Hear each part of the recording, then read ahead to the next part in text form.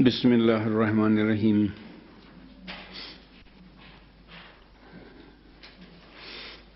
عزیزان من، معراج کے مقالے سے متعلق مزید کچھ گفتگو کرنی ہے، اس لیے کہ معراج اسلام میں سب سے بلند ترین درجہ ہے، اور یہ آن حضور صلی اللہ علیہ وآلہ وسلم کا درجہ ہے۔ اس لیے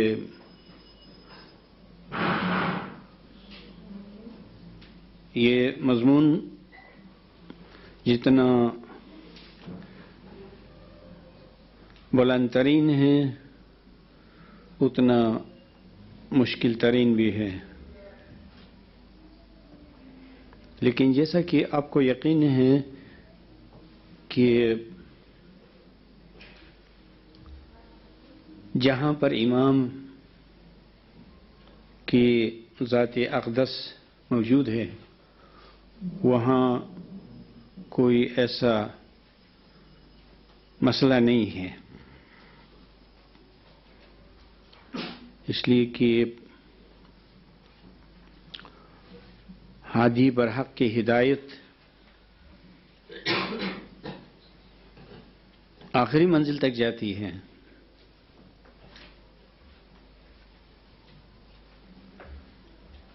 کسی درمیانی منزل میں رکتی نہیں ہے۔ اور یہ کیسے ممکن ہے کہ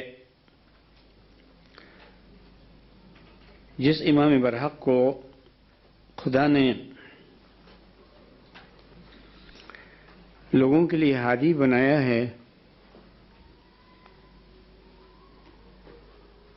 اس کی پاک اور پاکیزہ ہدایت معراج تک نہ جائے؟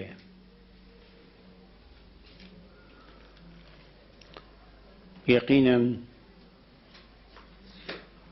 ہدایت کا تصور بھی معراج تک ہے،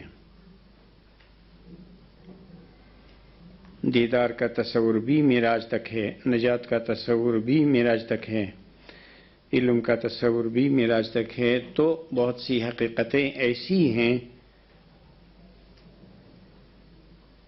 کہ جن کو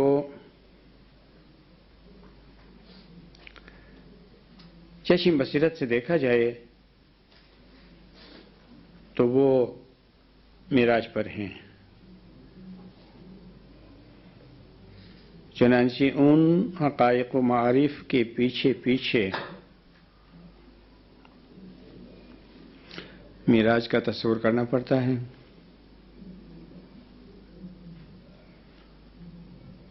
جس اعلیٰ مرتبے کو آپ معرفت کہتے ہیں وہ بھی معراج تک جاتا ہے۔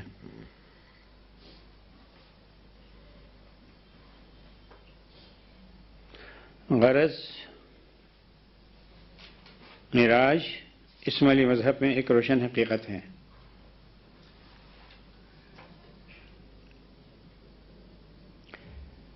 جس کے بارے میں اہل ظاہر اختلافات رکھتے ہیں۔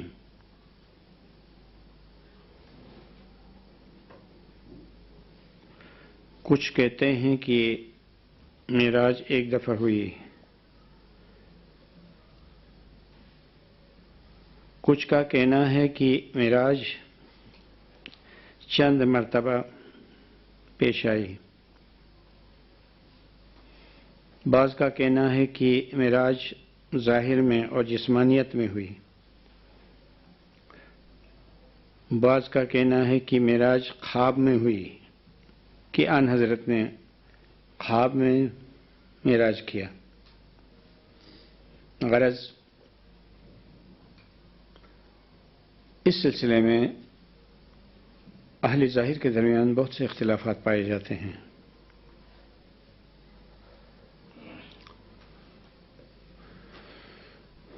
سب سے پہلے یہ دیکھنا ہوگا کہ جس عرش کا تصور ہے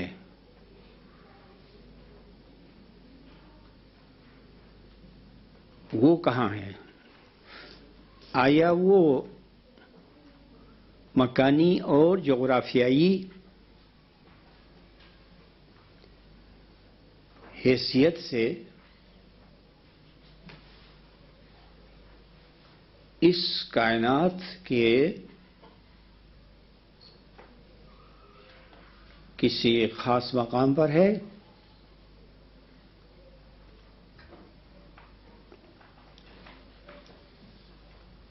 یا یہ کہ یہ ایک لامکانی حقیقت ہے؟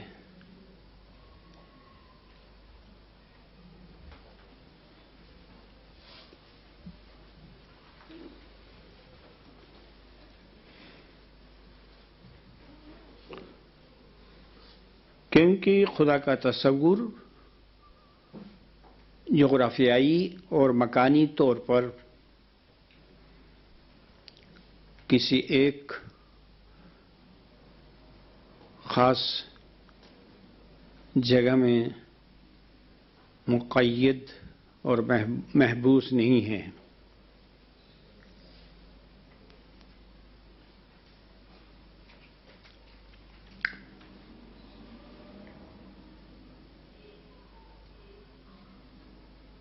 خدا دراصل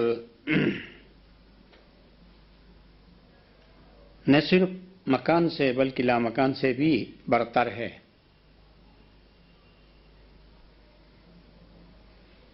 جیسا کہ حکیم ناصر خسرو فرماتے ہیں کہ ورایی لامکان آشیان است، ورایی لامکانش آشیان است، چی گویم هر چی گویم بیش از آن است۔ اس کا مقام لامکان سے بھی پرے ہے۔ مکان کیا او لامکان کیا؟ تو خدا مکان اور لامکان دونوں سے بالا تر ہے، اور میں اس کے بارے میں جو کچھ بھی کہوں اس سے وہ بالا و برتر ہے۔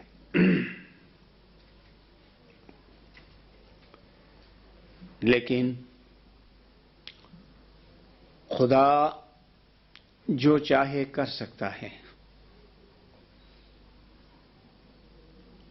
اس کے باوجود خدا کا ظہور ہے، اور ظہور کے بارے میں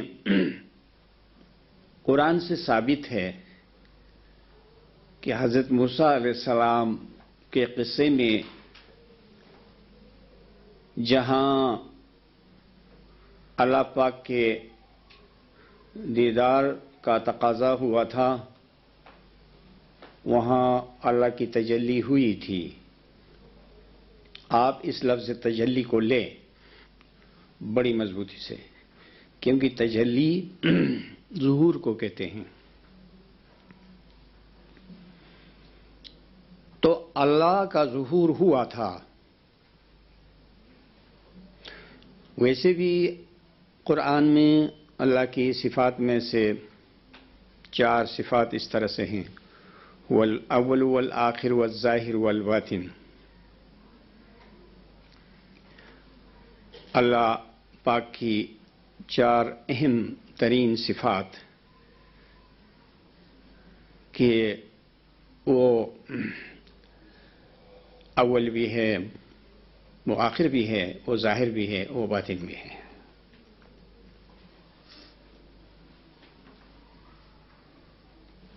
یہ دوسری دلیل ہے تجلی کے بعد لفظ ظاہر یا اسم ظاہر سے، اور تیسری دلیل یہ ہے کہ اللہ نور السماوات والارض، اللہ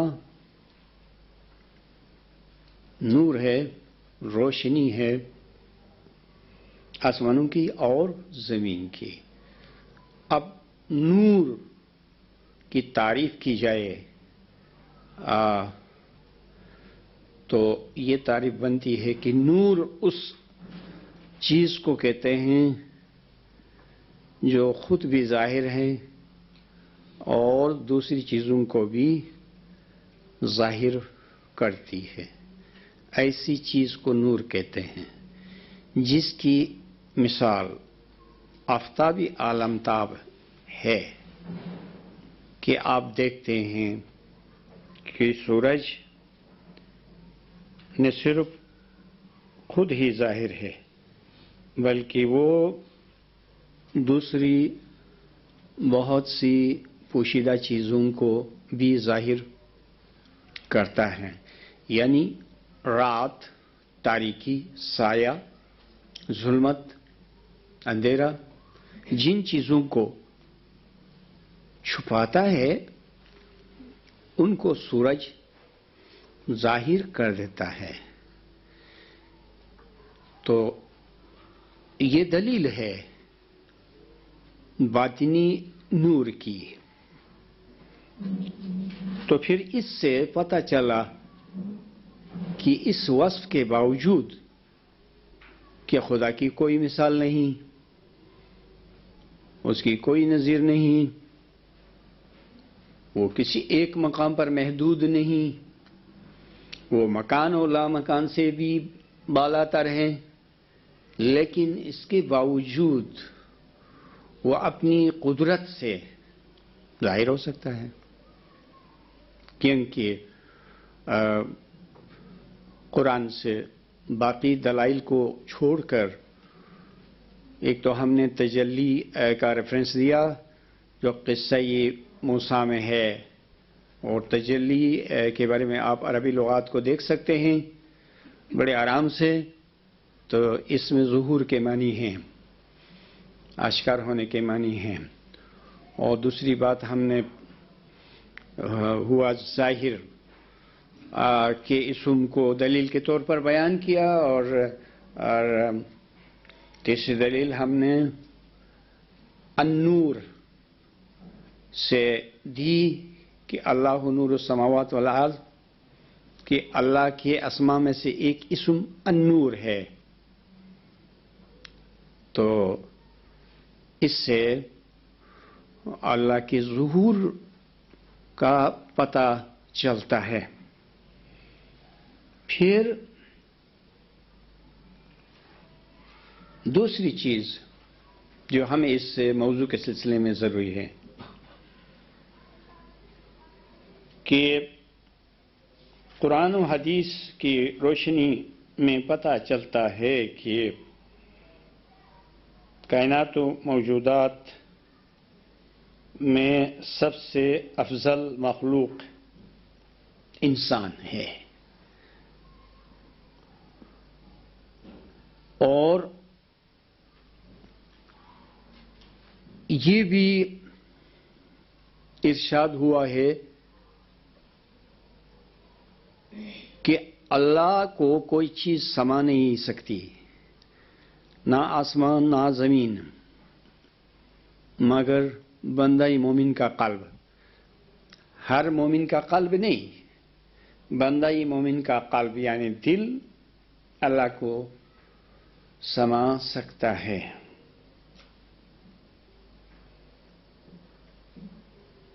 پھر جس عرش کا ظاہر میں بیان آیا ہے وہ عرش در حقیقت بندہ مومن کا دل ہے۔ بس ہم قبول کریں گے کہ آن حضرت کو جو معراج ہوئی، معراج کا شرف حاصل ہوا، معراج کا مرتبہ اور معراج کی نوازشات، وہ خود آن حضرت کے عالم شخصی میں ہوا، اور عالم شخصی سے باہر اگر کوئی چیز ہے تو وہ بھی ایسنس کے طور پر عالمی شخصی میں سمیٹی اور لپیٹی ہوئی ہوتی ہے۔ ہم نے اپنی تحریروں میں بارہا اس کا ذکر کیا ہے کہ خداوند عالم کائنات کو لپیٹتا ہے اور بار بار سمیٹتا ہے۔ وہ سمیٹتا اور لپیٹتا ہمیشہ ہے، لیکن اس کا مشاہدہ کب ہوتا ہے؟ جب بندہ مومن روحانی واقعات کا مشاہدہ کرتا ہے اور اپنی ذات کے اندر انفرادی قیامت کو دیکھتا ہے،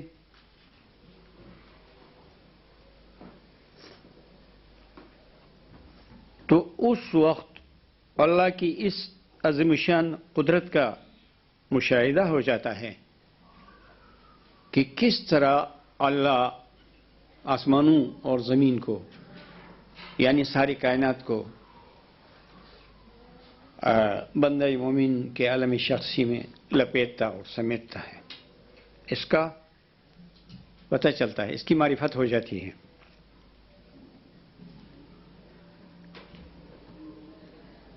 یقیناً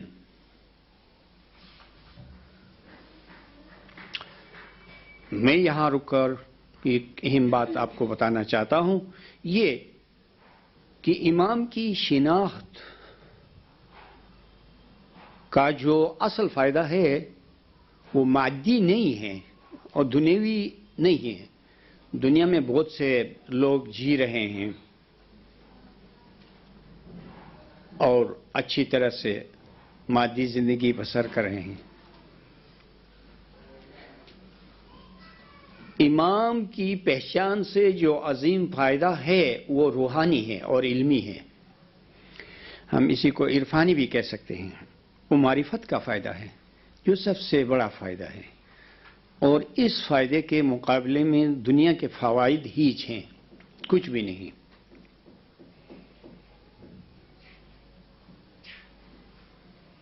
بس ہم مانیں گے کہ جس مسئلے کے بارے میں دنیا والے آپس میں اختلاف رکھتے ہیں، وہ مسئلہ ہمارے نزدیک حل شدہ ہے، یہ کہ معراج کامیاب روحانیت کا نام ہے اور معرفت کا نام ہے۔ ایک اور بات یہ کہ کسی بڑے عالم نے کم سے کم اس کا اقرار کر لیا ہے، اور یہ بہت اچھی بات ہے کہ حضرت موسیٰ علیہ السلام کو معراج کوہ طور پر ہوئی تھی۔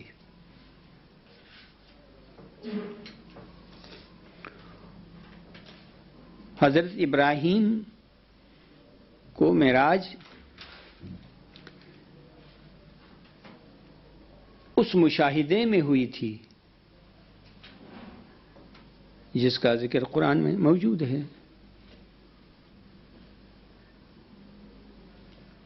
اس آیت کا مفہوم یہ ہے کہ خدا ارشاد فرماتا ہے کہ ہم نے ابراہیم کو کائنات کے ملکوت کا مشاہدہ کرایا تاکہ وہ یقین والوں میں سے ہو جائے۔ یقین معرفت کو کہتے ہیں، اور یہاں جس یقین کی خدا تعریف فرماتا ہے وہ کمتر یقین نہیں ہے، آخری یقین ہے، حق الیقین ہے، جو معراج پر حاصل ہو جاتا ہے۔ اسی طرح وہ عالم کہتے ہیں کہ قرآن میں حضرت ادریس کو جس طرح بلند کرنے کا ذکر آیا ہے وہ ان کی معراج تھی۔ حضرت عیسیٰ علیہ السلام کو جس طرح رفع کرنے، اپنی طرف بلند کرنے کا ذکر آیا ہے، وہ ان کی معراج تھی۔ مطلب اس کا یہ ہوا کہ ہر پیغمبر اور ہر کامل انسان کو جب روحانی عروج حاصل ہو جاتا ہے وہ اس کی معراج ہے۔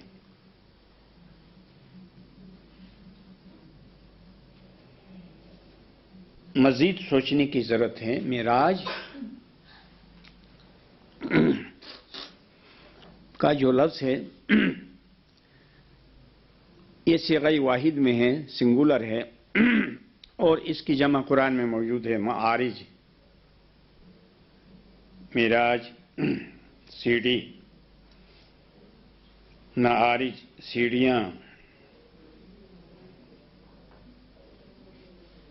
تو خدا کے نزدیک اور خدا کی خدائی میں بہت سی معراجیں ہیں کہ ہر پیغمبر کی ایک معراج ہے، ہر امام کی ایک معراج ہے۔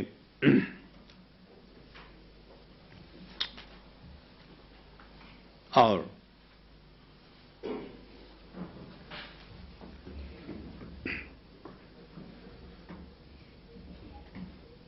ہر کامل انسان کی ایک معراج ہے، لیکن اس کے باوجود ہم یہ مانیں گے اور تسلیم کریں گے کہ سرور انبیاء پیغمبروں کے سردار ہیں۔ وہ اس معنی میں کہ تمام انبیاء علیہ السلام آن حضرت صلی اللہ علیہ وآلہ وسلم کے نمائندے ہیں۔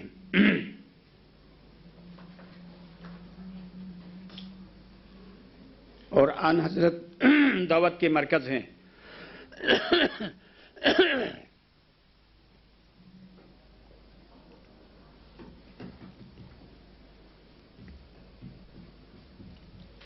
اگرچہ حضور اکرم آخر میں تشریف لائیں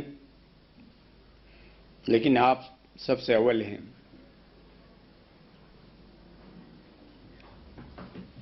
جیسے حضور نے فرمایا کہ نحن الآخرون السابقون، ہم آخر میں آئیں لیکن سب سے آگے ہیں۔ اولا ما خلق اللہ نوری، سب سے پہلے اللہ نے جس چیز کو پیدا کیا وہ میرا نور ہے۔ بہت سے معنوں میں اور بہت سی مثالوں میں سرور انبیاء مقدم ہیں اور سب سے اشرف ہیں۔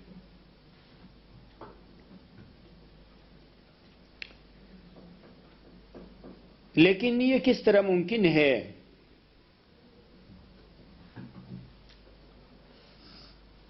کہ جو منزل آخرین ہے، جو ڈیسٹینیشن ہے،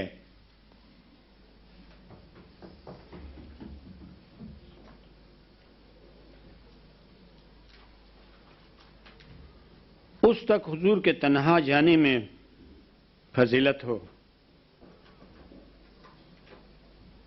اور اس فضیلت کی بنا پر سارے پیغمبروں کو اور مومنین کو خدا پیچھے رکھے، اس منزل تک نہ پہنچا دے، ایسی کوئی بات نہیں ہے۔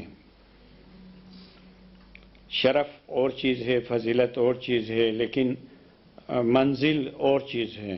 تو منزل تک جانا ہے، اور یہ سوال الگ ہے کہ کس طرح منزل میں سب جا سکتے ہیں۔ اس کی بھی کچھ وضاحت ہوئی ہے کہ وہ عالمی وحدت ہے، اس لیے تمام روحیں کاملین میں فنا ہو کر وہاں تک پہنچ سکتی ہیں۔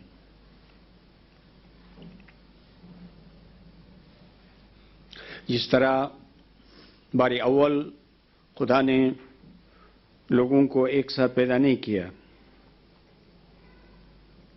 ایک بڑی روح کو پیدا کیا، ایک بڑے نور کو پیدا کیا، اور پھر اسی نور سے لوگوں کو پھیلا دیا۔ اگر حقیقت یہ ہے اور شروع میں ایسا ہوا ہے تو آخر میں بھی ایسا ہونا چاہیے کہ پہلے سب کے سب اس عظیم المرتبت ہستی میں ایک ہو جائے اور وہی ایک جو ہے خدا کے سامنے پہنچ جائے، اور یہی قانون ہے۔ قرآن کی کئی آیات میں یہی بیان آیا ہے، یہ وَلَقَدْ جِئْتُمُونَا فُرَادًا كَمَا خَلَقْنَاكُمْ أَوَّلَ مَرَّةٍ، تم ہمارے پاس فردن فردن آ گئے، ایک ایک ہو کے آ گئے، جس طرح ہم نے بار اول تم کو پیدا کیا تھا، کہ تم کو ہم نے ایک پیدا کیا تھا، ایک ساتھ بہت ساروں کو پیدا نہیں کیا تھا۔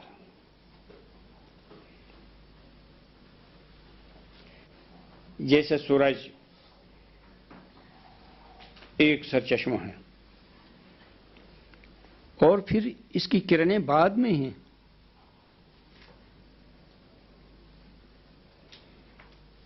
اور اگر اس سورج کو کہیں ریوائنڈ ہونا ہے تو پھر تمام کرنیں جو ہیں سورج میں ریوائنڈ ہو جائیں گی، اور پھر اس کے بعد سورج کو وہاں جانا ہوگا جہاں جانا چاہیے، جہاں سے آیا ہے۔ اسی طرح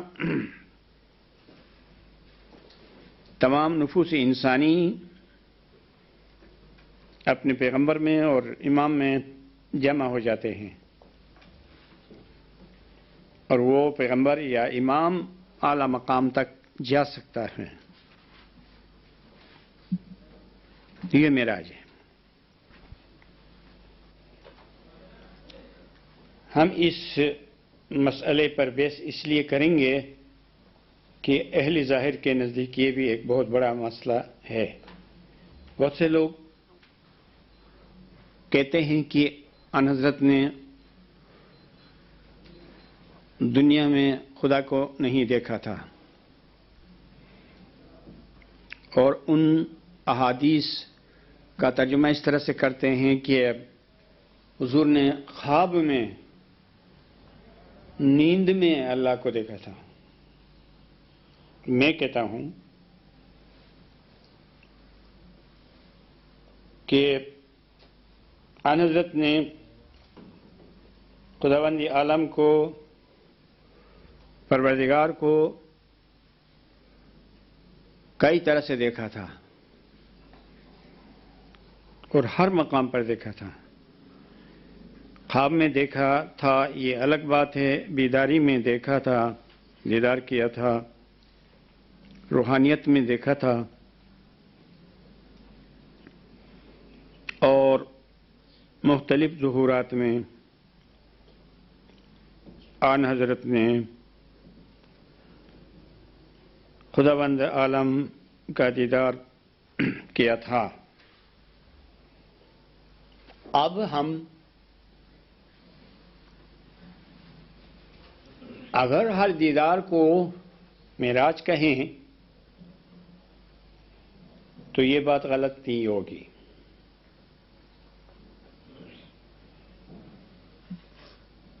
معراج بلندی کے معنی میں ہے،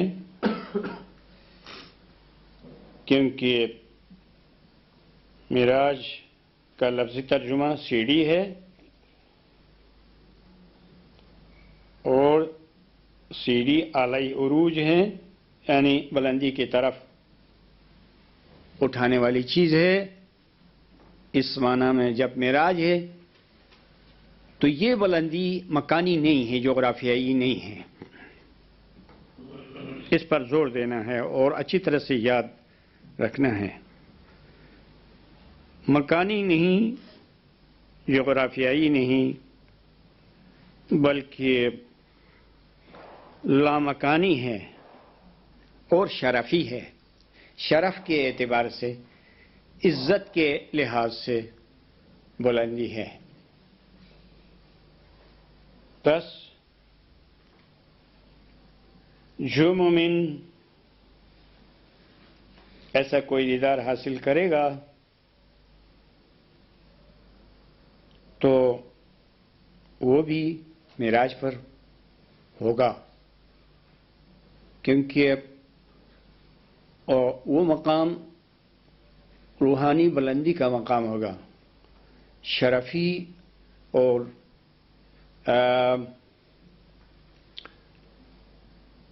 اعزازی یعنی عزت کا مقام ہوگا، مکانی نہیں، جغرافیائی نہیں، یعنی وہ دیدار دل میں ہوگا، دماغ میں ہوگا اور ظاہر میں بھی ہوگا۔ ہم نے اپنے مقالے میں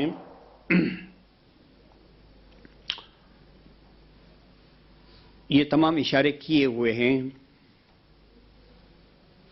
کہ آن حضرت نے ابداء و انبعاث کے معنی میں بھی دیدار کیا تھا۔ ابداء و انبعاث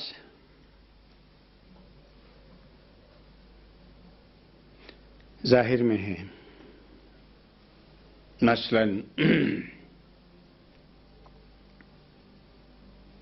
جثہ ابداعیہ کو دیکھنا یہ معراج ہے۔